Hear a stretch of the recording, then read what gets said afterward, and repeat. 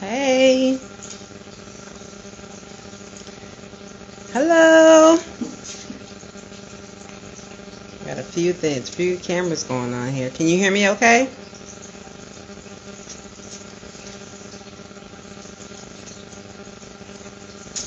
Hey, hey.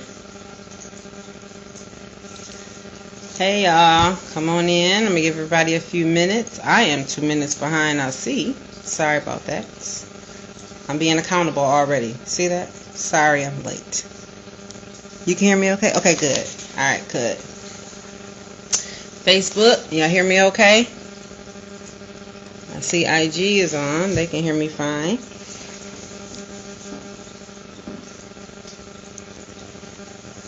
I have some background noise. Let me cut that.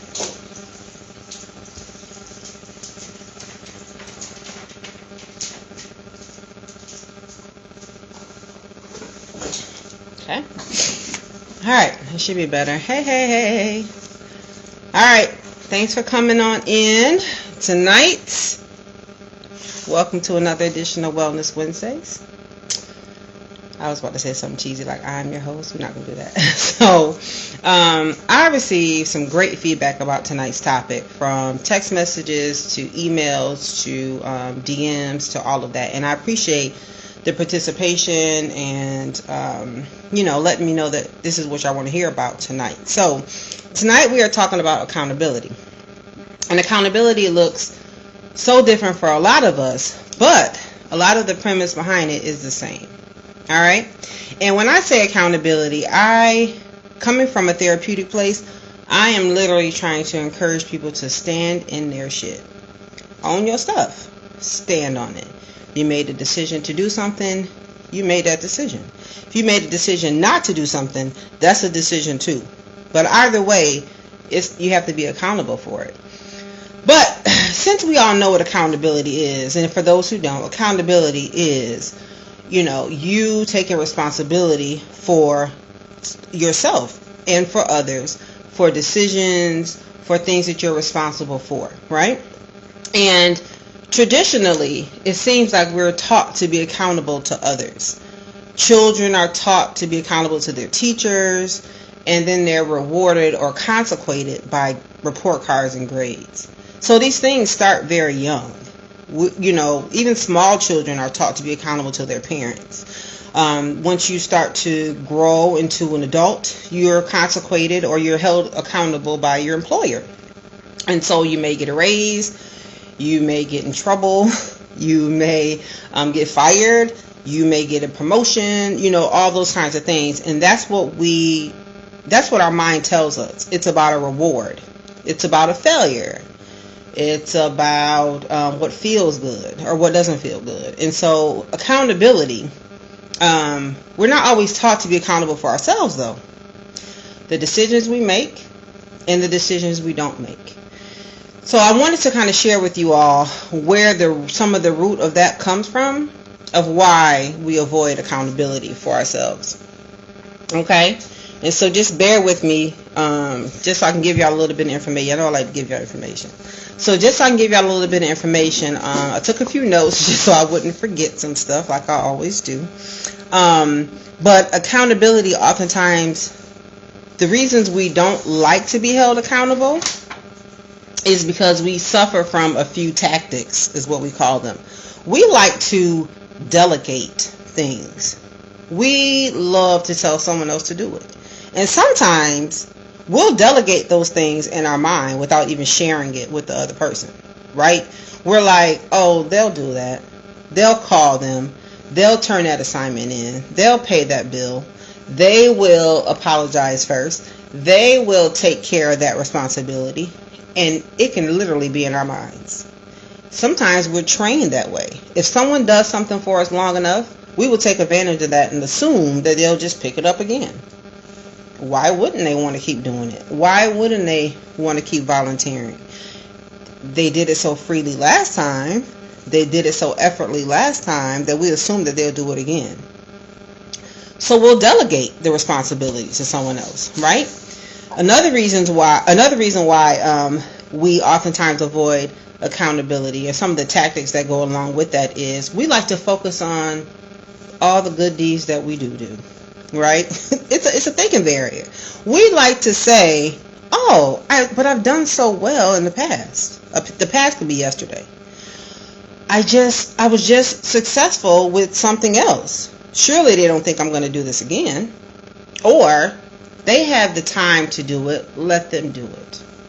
We will minimize, we will rationalize, and we will justify our behavior by putting it on someone else. And here are a few things that really came to mind just this last week that I've gotten these messages from you all, some questions that you all sent me, and I really want to answer those directly, because whether the person who sent those or people who sent those are on here or not, they can always rewatch these videos, and hopefully they can help someone else. So I had a question from a viewer. I like that. I like saying viewer, right? I had a question from a viewer who said, I was in a job and I was fired because of a report that was late, or an assignment that was late, and it wasn't my fault. And my coworker didn't do their part, and so I just feel wronged, and someone has to be accountable. I say to that person, we went back and forth on Messenger, so I'm sharing this with their permission. I said to them, was the assignment late?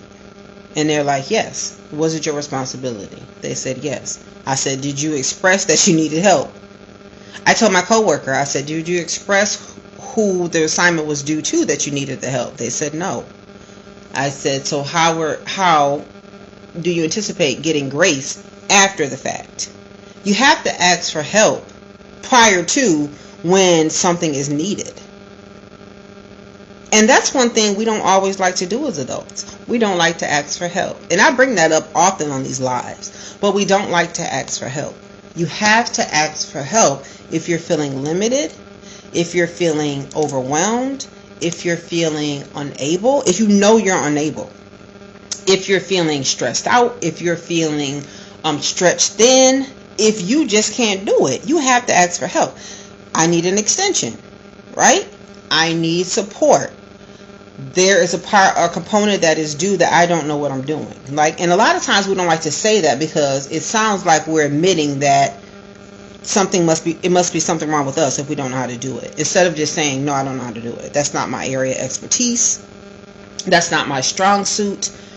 Instead of saying that, we will literally try to float on the skills that we have. So you have to be accountable for those things because they're still going to come back on you, right? If you're on an action plan at work, now you're on thin ice, right? If you've been written up, now you feel like they're picking on you. Now they have a target on your back.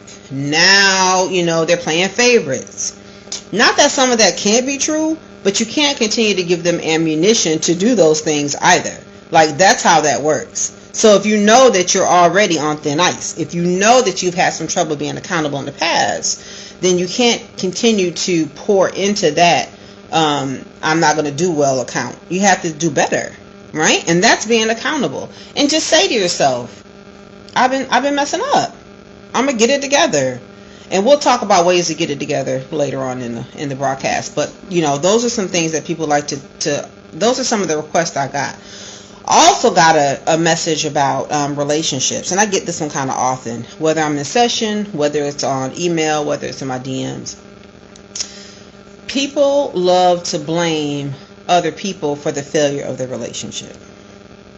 We do, right? Not that someone didn't do 75% of the damage, right? Not that they didn't even do 90% of the damage. You played a role somewhere. No one likes to hear that, right? Even if someone dogged you and dragged you out, even if someone cheated on you, even if you stayed in a situation that was harmful to you, you played a role. And the role could be, I didn't leave soon enough. I didn't ask for help when I needed it. I didn't assert myself. I didn't stand up for myself.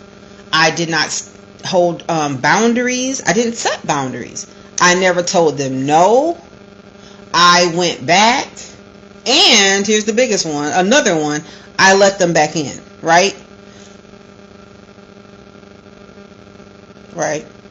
So the relationship ended. You decided to give another chance. For all the 20 million reasons people like to say, I'm going to give you another chance. It's not that it's not legit. You just know when you're doing that, you're taking the risk that this may not work well again, or it may not work the way you want it to work. You're playing a role, right? That's your accountability. Period. So when the relationship ends again, or they do something, more egregious or more hurtful or harmful, and then you say, I can't believe they did me like this. I can't, and you're mad. I mean, furious. You're not just furious at them. You're mad at yourself. You're mad because I kept going back. I'm mad because I gave them a pass. I'm mad because I gave them more grace than they would have given me. I'm mad because it didn't work out the way I wanted it to. I'm mad. And I get that. But don't just keep blaming the person. Be accountable. And the more accountable you are, the more you will start to say to yourself, I'm not going to do that again. Not just with the person and the cheating or the job and the being late with the assignment, but the fact that it does not feel good, right? Those are those emotional decisions I was just telling you about earlier. It doesn't feel good. The consequences are long. There's no benefit or reward. And so here you are with these hurt feelings. Here you are offended. Here you are insulted. And those people, that job, those friends, they've moved on. They're unbothered. Right? That's one of the biggest problems, right? And then we want to kind of drag that out. Oh my God, I can't believe that they are just acting like they on Instagram and Facebook and everywhere else posting these pictures with their new person or in their new job with their new car and their new bag and they new, looking like life is okay. And you over here devastated and crumbled. Stop following their page. Right? Yeah. Stop stalking them. Yeah. So break your own habits. That's what you could be accountable for. You can tell your friends stop looking at their stuff. You can tell your friends and family stop reporting to you. You can choose to detach. It's a choice. Because it is an action. And it's something that we don't always do because we're such creatures of habit. Right? And I oftentimes say on here how we'll pick our phones up first thing in the morning. And we're either used to talking to certain people in the mornings, hearing text messages from certain people in the mornings, checking social media as if they paying us, all kind of foolishness. And then we'll say, and then there's this automatic letdown, like, why did I do that? Why am I calling them? Why am I looking for that? Why am I seeking this external validation? Why do I need to be so nosy? Why am I so invested in these people's lives? So on and so on and so on. And recognizing now it is a choice, right? Accountability. Another reason why people are oftentimes, not choosing accountability is because there is such a selfish tendency to win. It is. We want to win. We don't want to take L's. And instead of us owning it and standing in the L for a little bit, we'll drag that thing out to avoid that discomfort and let somebody else suffer in the L. I know. Can you believe people do that? We'll do that. Literally. You can share an apartment with someone and literally move out like a thief in the night and leave this person stuck. And in your head, you'll say stuff like, oh, well, I was barely there anyway. Oh, they can get out of that hole. They got 2 jobs and a mate. I'm single, so I can't foot that bill, so they got it. Oh, they can just write that off. Right? Oh, I'll just send them money when I get my taxes. Yeah, y'all hear that, right? I'll just pay them later. Oh, I'll call them. Instead of just saying, I'm no longer comfortable here, I need to break this lease, how can we work this out? That's too like right. We are taught at a very young age, especially in some cultural differences, how to avoid some level of responsibility, right? And I don't care if it's bill collectors calling and your mother saying, tell them I'm not here. I know none of y'all mothers did that. I'm just saying. Or somebody calling and it says whatever and you hit decline. Now we just do that. We just slide decline on the phone. We won't even answer, right? Somebody come to your door. If you don't know who that is, you are not going to the door. We are out the window. People don't pop up too much these days anymore. But for those who do, we avoid those kinds of things. We will even, and I'm guilty of this one I'm about to say, we will even avoid emails. I swear I have 2,382,000 plus emails in my email box. Because if it's not junk, it's like, oh my gosh, I don't feel like reading this. This is going to be another long drawn out. Just get to it, right? Like I feel like I'm so pressed for time. And then I'll call the person a month from now, like, where's my email? Oh, I sent that email. So now I have to say, and I didn't read it. I hate reading emails. I'm bad at that. I suck at that. I'm owning it. So if I miss an opportunity, if I miss the deal, if I miss something important, I had to start getting uncomfortable with those consequences and saying, now get it together, girl. That's not okay. That is not grown. That is not going to work. And this is prior to my MBR days, thank goodness, right? I still don't like reading emails, but I send all of those to the junk mail, so it's helpful. But I had to really get it together because all those things transfer onto your life as an adult. So here you are trying to adult and do the adulting thing and still carrying on all these avoidance tactics. Accountability is just a way to avoid. It's just a way to avoid. It's a way to avoid the responsibility, the discomfort, all the things that come with it. And instead of us standing in our shit, we will literally push, right? So let's talk about accountability in your own life, right? Just some personal places. People will set resolutions in the beginning of the year or whenever they set them and then fall off, right? I'm not going to smoke. I'm going to lose weight. I'm going to go to the gym. I'm going to eat better. I'm going to be financially smart. I'm going to save money. I'm going to do so. And then they minimize, or I think they leave out, in your plan, you oftentimes leave out life emergencies are still happening and life is still showing up. It does not stop. People are still getting sick. Pipes are bursting because they froze over in the snow. Tires are becoming flat. Kids are getting sick. You're getting sick. Job roles are changing. Responsibilities, new demands, and all those things. And then we'll start to waver in what we said we're doing. We'll start to say, oh, I'm going to eat right Monday through Friday, but the weekends is all mine because I worked hard. Right? Or, I know I said I was going to lose 100 pounds, but 50 good because, I'm thick, so I'm okay.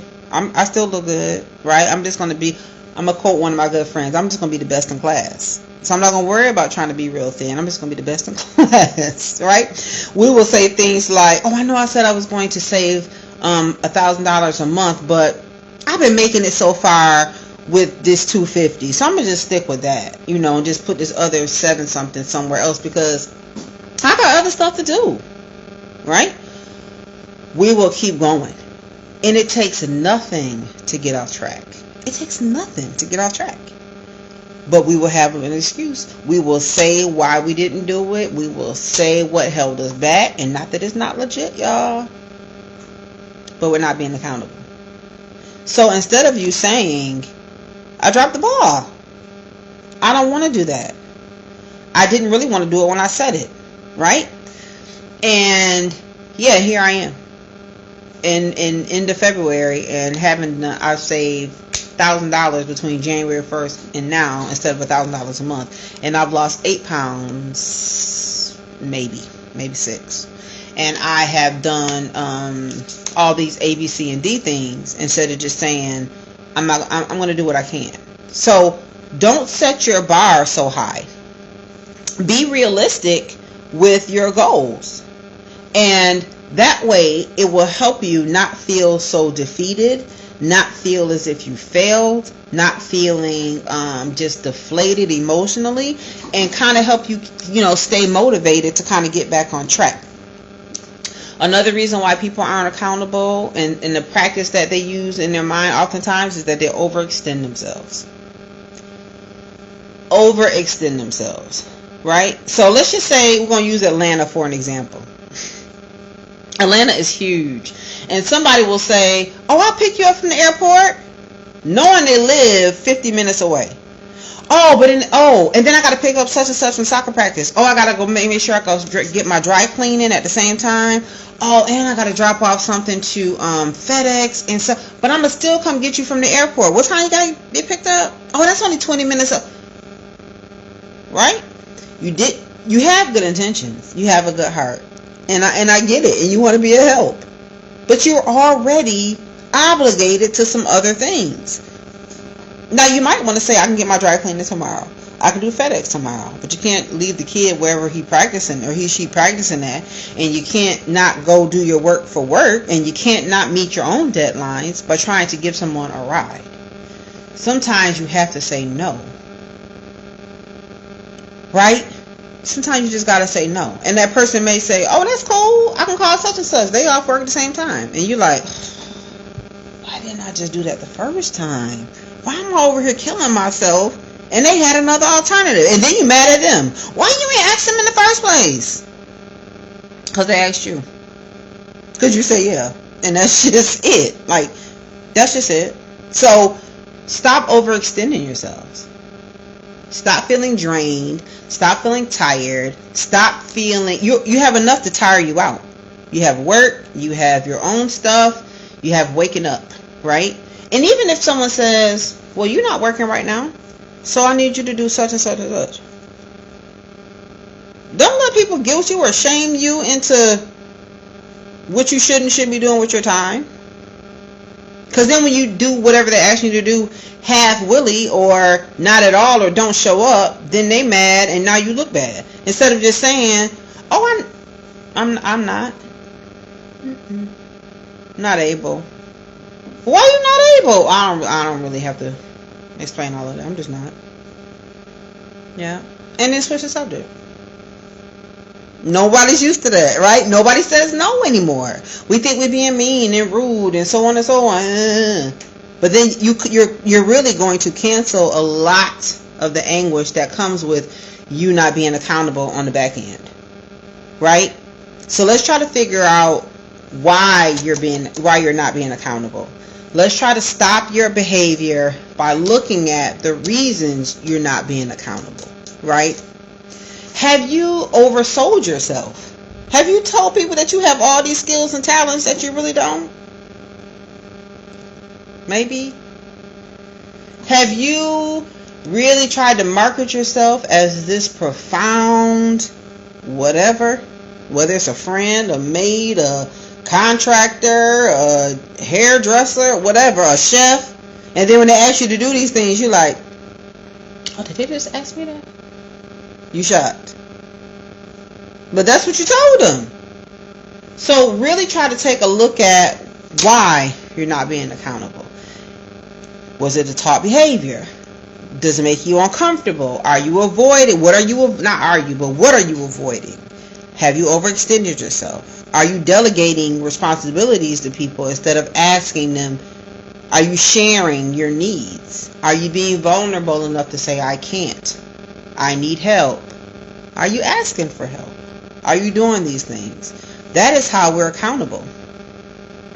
One reason that I love therapy, honestly, is holding up people's mirrors. And I say that all the time. I say it in my sessions all the time. I say it to my friends sometimes. And I say it to myself sometimes. Hold up your own mirror. And sometimes you can't. And you'll come to therapy. And I'm the therapist that says, without a shadow of a doubt, I'm holding up your mirror. And sometimes people don't like that. So I've lost a few clients, right? Sometimes they come back, sometimes they don't. It's perfectly fine, right? But find someone in your life that will hold up your mirror, right? You know how kids are real small and they're really honest, and they say things like, "Are you gonna wear that shirt?" Right? Or, "Who made this spaghetti?" Or, "That hair, I don't well, at least in my house, that's how my kids talk, right? And they could have been 3, 4, and 5, and 6, and they would just spit out things. You would be like, what did you just say?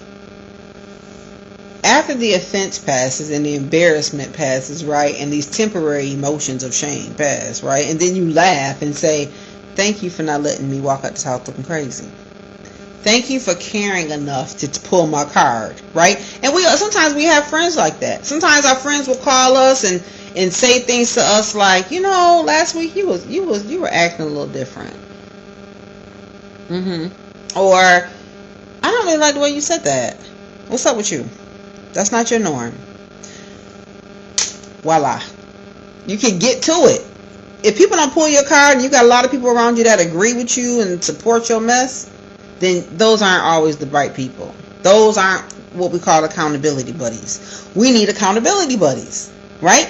Now, some things that you can do to hold yourself accountable is get a planner. Write down things in goal format, right? I want to do this today. Write down your to-do. And some people call them to-do list, right? You can have an agenda. Sometimes you got a little calendar on your phone. And then once you get that going, you can start to make measurement and benchmarks as to what the success of that looks like. And I don't care how small it is. I want to read this book, so I'm going to read 10 pages a day. And I should hopefully get done with it by such and such time. And so even if something as small as that, I want to lose some weight, but I don't like working out. So I'm going to do something I like to do. So maybe I'll dance for 30 minutes every other day. And then maybe I'll lift weights while I'm watching TV. Or whatever the case may be, but make them small and measurable, and then that way they won't seem so overwhelming. And in the clinical world, we call those SMART goals. Something that's measurable, attainable, realistic. Get it? Like SMART goals, not these. I am going to become an astronaut. I'm not. Because not only do I not want to go back to school, I have no interest in that. Like, why would you make what? So be realistic about these goals that you're making and what is really best for you and not best for everyone else, right? So that's one of the hopes of being, finding a way to be successful with accountability. The other thing is, I know I said this earlier, but when I say stand in your shit, I mean it this side of the fence too. So literally, don't be so fragile when someone else calls you out on your stuff. Practice a little distress tolerance. And all that is I'm uncomfortable right now. I don't like what was just said to me. Somebody hurt my feelings. Somebody pulled my card. Especially if you think you're getting away with something. It's like, did you notice that? How did you notice that? And I thought I was doing so well hiding it. So standing in your mess just for a little while and knowing and trusting that this time is going to pass. This feeling of discomfort is temporary. But if I can just get through this, then I can hear the benefit of what they're saying to me and the feedback that they're telling me.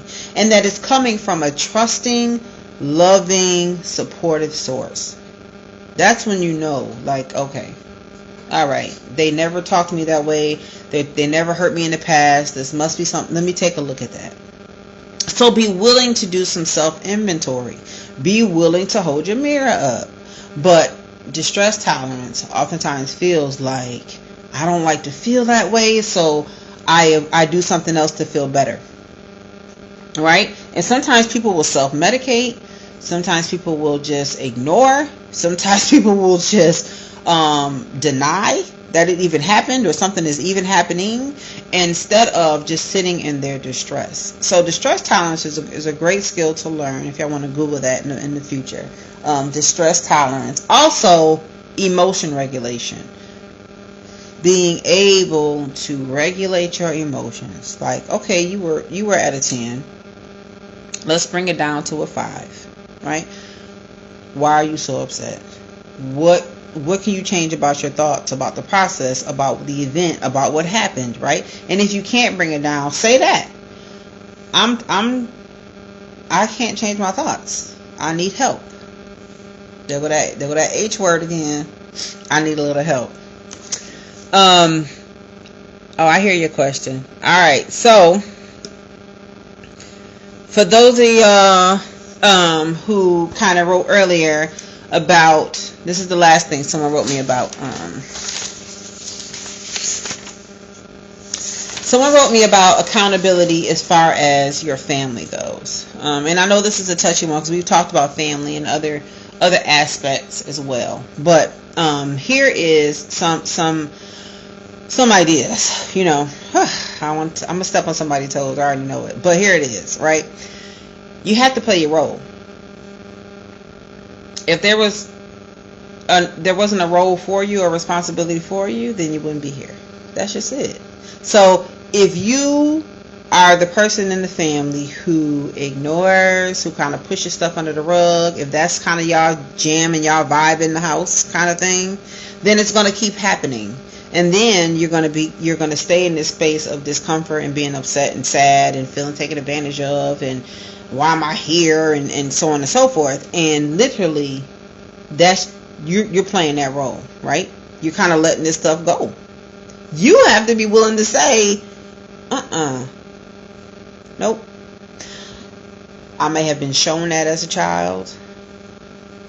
I don't want to operate like that anymore.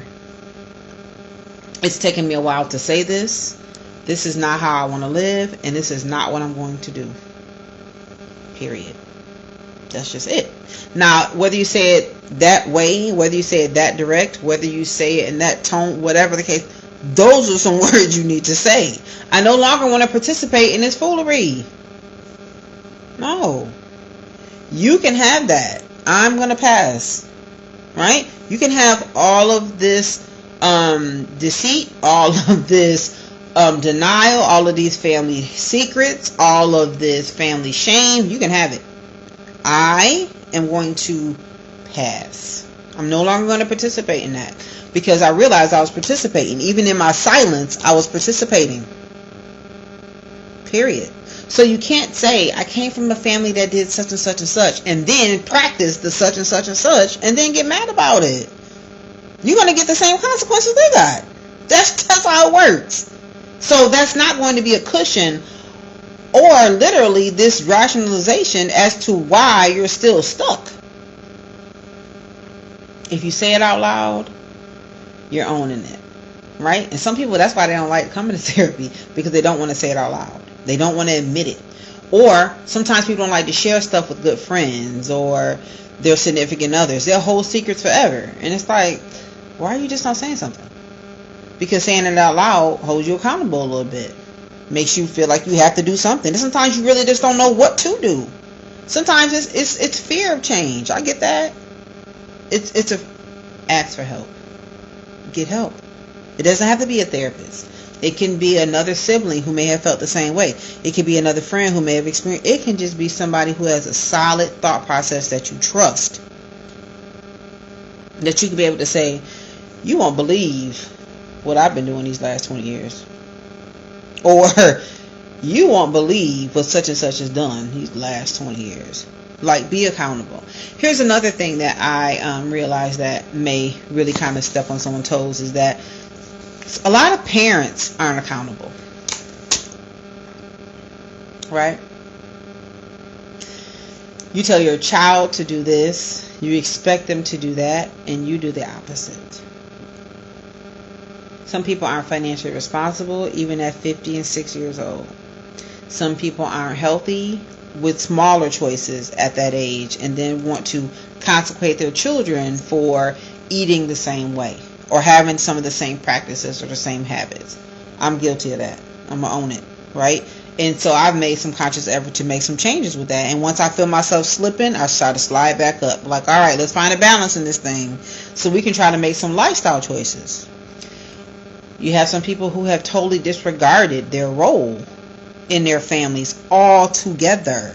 They literally have made families different states or different parts of the city, or just literally decided to stop parenting.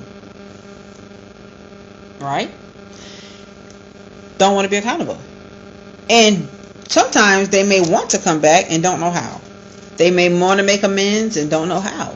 Because maybe they know how, but they don't always want to feel that shame and guilt that comes with that apology or that trying to get it right kind of thing. And so here they are, just free. Kinda. Because that stuff still has to kick in somewhere. I mean, I know some sociopaths probably don't have the same level of empathy or feelings that a lot of us do. So they'll just, kind of leave family and whatever. But most of us who are like, you know what? I need to make that wrong right. We do those things. Another thing we like to avoid is when we're wrong. No one wants to say they're wrong. I recently made a mistake, right, with someone that I care about. And I reached out to this person to rectify the situation and say, you know what? Let's talk about it. I don't know the extent of the mistake I made in their view, but I think I got a good idea of what I did, what I do know. And so let me apologize for that and talk about what else I did. This person did not respond, did not reach back out.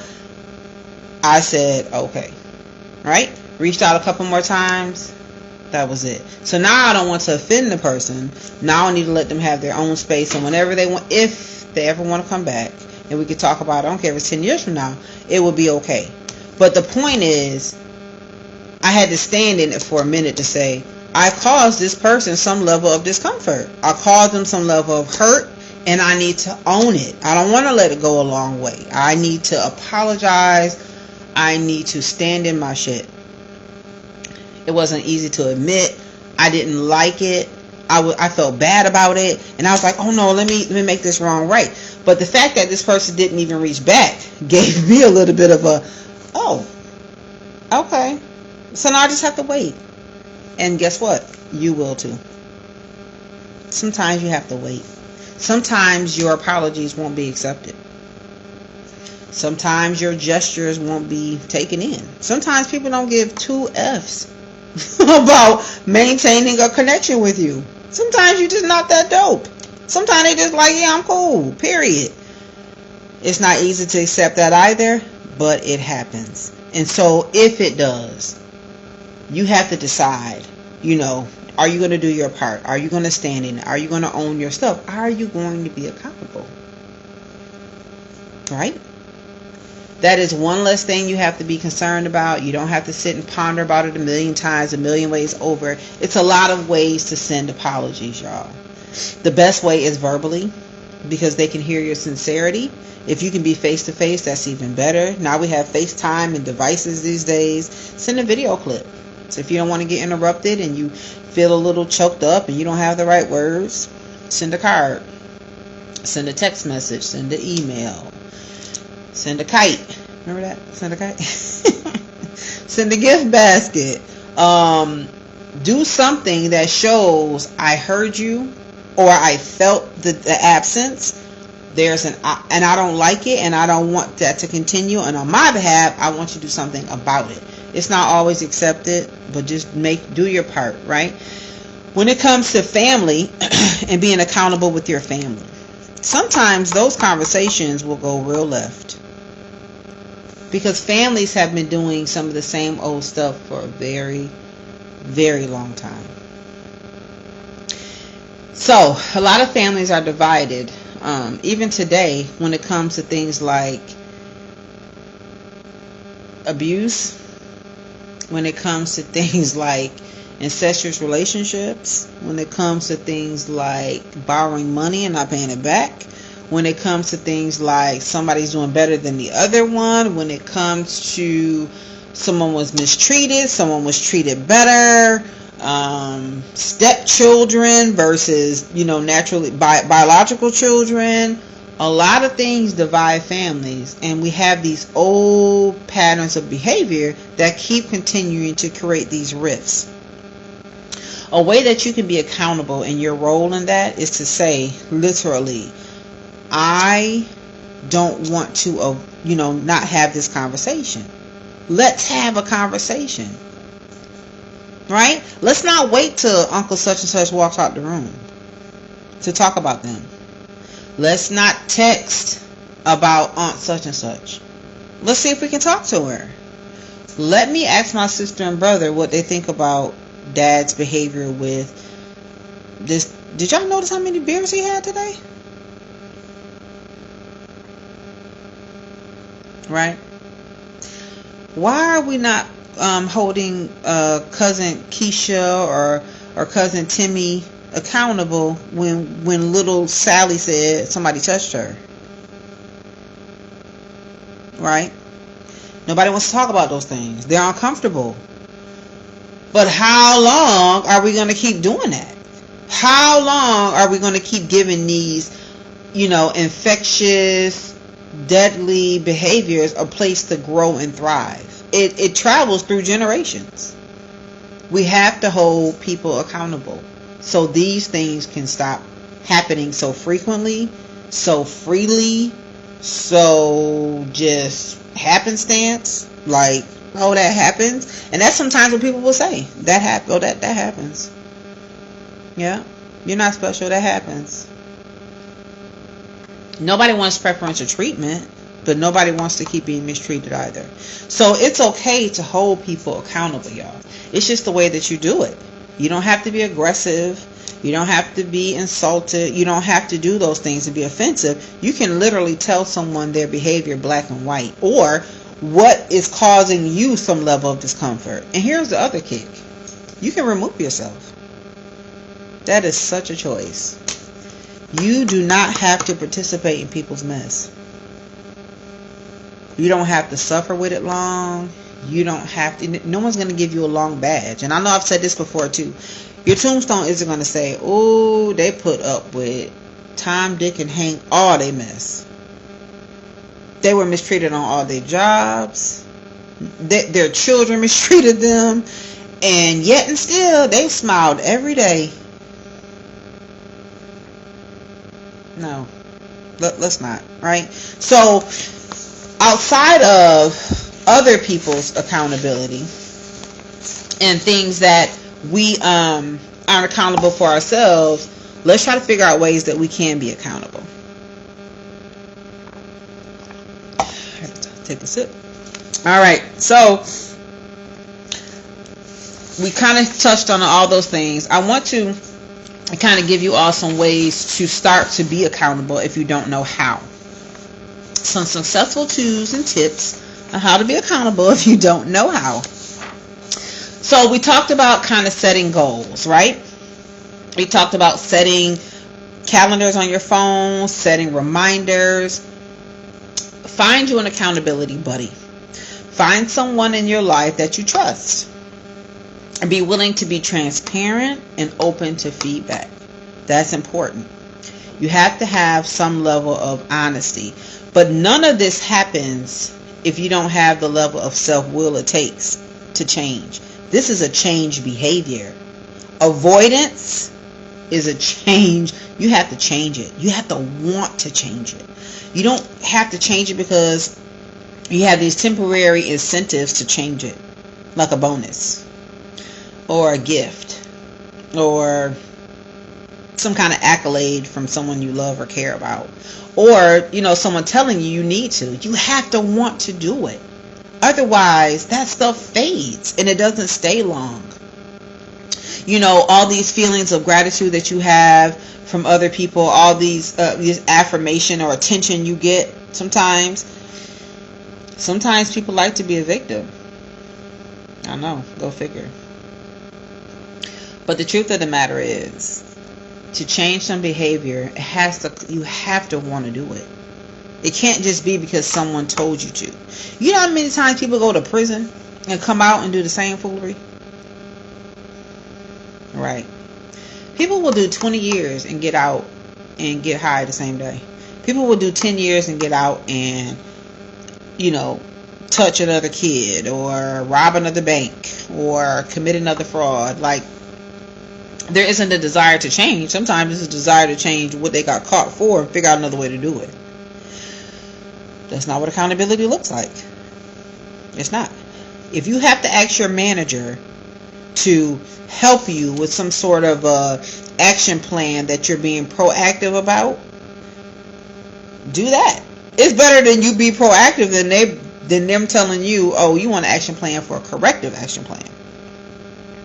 If your mate is telling you, I really want you to work on these 3 things, and you've accepted that those 3 things are really an issue and you own it, then you tell your partner, the next time you see me do ABC, call me on it. Right then and there. Don't wait. Don't worry about if my feelings are hurt. Call me on it. And this is how I want you to tell me. And make some kind of a word, a little safe word or a little phrase, or let them tell you what it is that you're doing that you can see in real time. See how that works? Give permission to your children to use certain respectful words to hold you accountable as a parent. You hurt my feelings, Mom or Dad. I need an apology. Or not I need, but it would make me feel better if such and such happened differently, or whatever the case may be. Even for guys, men don't like to admit they need help or are at fault often. And women don't like to do it because we think we're right a lot of the times, because we think our minds run so fast. But men, especially because it looks like some level of vulnerability and some level of impairment. So there's an automatic denial. Like, they'll be alright. They cool. Whatever. Dismiss it. Minimize it. All of those things. And men, I want to welcome you all to come on in the room. Be accountable. Be a little softer with those things. Your stress level will decrease. Your blood pressure will go down. Your openness people will see that you're open to conversation, you're open to feedback, and you will have so much more, you'll be so much more approachable, and people will feel that. It comes across versus you being closed off, kind of rigid and stern, and that's not a feeling, that's a look. So we want to encourage our men in our lives to have a safe place to land. Y'all got that? Have a safe place to land. This world is not kind, especially to men. It holds such a stereotypical view that men are always okay, that they're hard, that they don't need, that it, so on and so on and so on and so on. Give them a safe place to land. Your friends, your baes, your children, your siblings, your whomever, your neighbor. Like, you all right over there? Give them a safe place to land. This year has been tough already. 2021, I ain't even talking about 2020. 2021 been tough already. Give each other room to fail. That's one of the great underlining aspects of accountability. Give yourself room to fail. I had a conversation with a client today. I'm not sure if she's on here or not, but she talked about the pressure it was to have things right, and she's a manager for the government, and she has children, and their projects were late, and so on and so on and so on. And I told her, I get that, because you're so used to keeping all 10 balls in the air, and 2 fell, and they were big balls, right? And they made a mess. All right, sweep that stuff up. Them other 8 balls still are in the air. You're doing well. Figure out why you dropped those other 2 balls. What was the gap? Why don't you hand a couple of them balls to somebody else? Give yourself credit for what you do. Own what just fell and made the mess and clean that up. Right? And then, it's okay. Maybe they won't get an A this time on that project. Maybe they get a B. Guess what? It's okay. When we start setting those benchmarks for our children early on, you need to get all A's all the time, right? They get to middle school and high school, it's this pressure. Oh my God, I can't take this report home, I have a B. They stressed out. Now they anxious. Now they come and see me.